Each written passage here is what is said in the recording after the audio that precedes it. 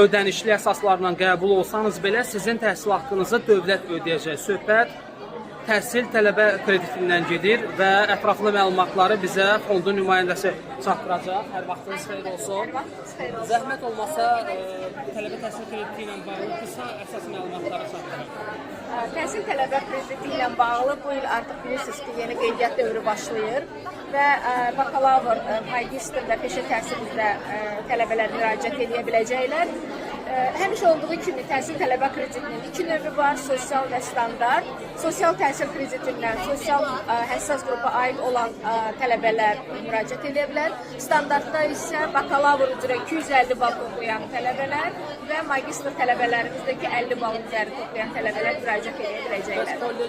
Kollecə qəbul olanda nə qədər? Bəli, kollecə qəbul da var. Onlarda isə artıq standart təhsil krediti üçün 110 bal üzrə bal toplamalıdırlar. Peşə təhsilində yüksək peşə Bəli, yüksək peşə və texniki peşə təhsil alan tələbələr yəni müraciət edə biləcəklər və onlarda bal məhdudiyyəti yoxdur. Sadəcə attestat ballarına müraciət etməyə biləcəklər. Çox sağ olun, təşəkkür edirik. Minnətdarıq və siz əgər balınız azdırsa, ödənişli əsaslarla daha yaxşı ixtisaslara qəbul ola bilirsinizsə, bu fürsəti qaçırmayın. Çünki təhsilinizi, yenə deyirəm, fond vasitəsilə qarşılaya bilərsiniz və bunun qaytarılması prosesi də təhsil müddətiniz başa çatandan sonra, yəni universitetdirmi, kollecdirmi, peşədirmi, bütün hallarda təhsil müddətinizi, prosesinizi başa vurandan sonra artıq hissə-hissə ödəməyə başlayırsınız və sizə faizləri göstərirəm.